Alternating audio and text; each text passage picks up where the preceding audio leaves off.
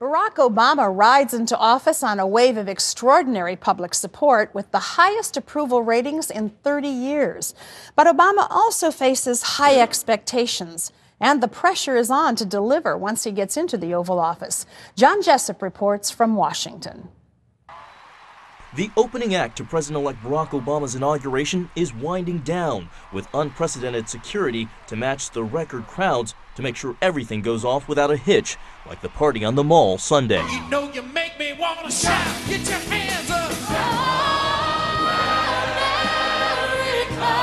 Before a star-studded pre-inaugural concert, Obama struck an optimistic yet guarded tone on the tough road ahead, knowing that the majority of Americans are worried about the economy and jobs. Never forget that the true character of our nation is revealed not during times of comfort and ease, but by the right we do when the moment is hard. An estimated 500,000 people turned out Sunday, and officials predict about 2 million people will be in Washington to watch Barack Obama be sworn in as the nation's 44th president. And the numbers reflecting public expectations of his first term in office are just as impressive. His personal popularity is higher than any president since Ronald Reagan. Meanwhile, 7 in 10 Americans in a recent ABC News Washington Post poll say Obama has a mandate for major new social and economic programs. The tough reality Obama faces after he takes office Tuesday is just how long that goodwill from his transition will carry over into his performance as executive-in-chief. John Jessup, CBN News, Washington.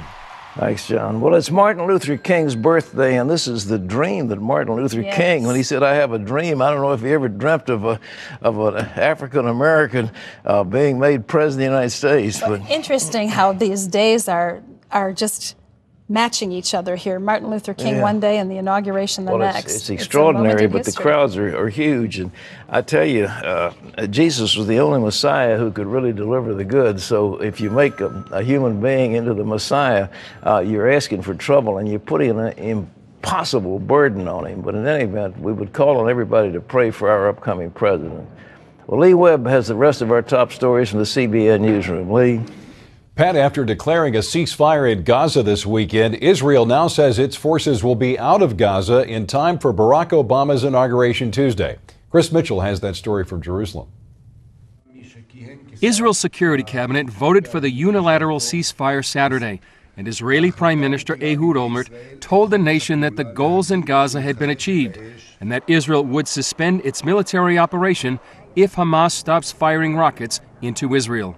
There's little doubt that Israel dealt Hamas a severe blow in Gaza, killing hundreds of its operatives and destroying many tunnels used to smuggle weapons.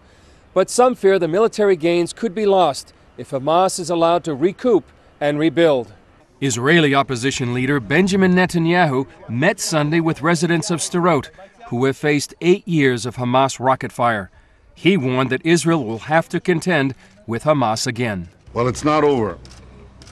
It's very clear that the Hamas is still here and that we'll have to remove this threat. And I think facing this Hamas terror and Hezbollah terror and the backing of Iran, one thing we must not show is weakness. Meanwhile, Hamas declared its own week-long ceasefire in order to allow Israel's military to leave Gaza.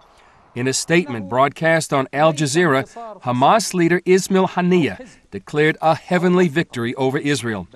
It is clear Israel's leaders felt pressure to leave Gaza before the Obama administration takes over in Washington. Many Israeli soldiers believe their mission was incomplete because they are leaving without their comrade, Corporal Gilad Shalit, who was kidnapped in Gaza 2.5 years ago. Chris Mitchell, CBN News, Jerusalem.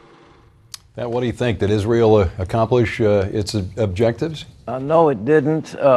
It's the same old story of probably pressure from the United States, like that's all you're going to get, so call a truce. Truce always prior to a peace treaty. I remember years ago meeting with Yitzhak Rabin. I said, "What do you want?" He said, "We want a peace treaty." But this isn't a peace treaty. It's a temporary cessation of hostilities, and they'll be back at it again. So I'm sorry to see it, but I felt that the Israelis would do something in the interim between the election and the time that Obama was sworn in. I thought they would hit the Iranian nuclear facilities. That didn't happen, so this was the next thing they had. but just prior to the swearing in of Obama, they're pulling out. Way short of victory. Lee? The Obama transition team is considering setting up a government-run bank.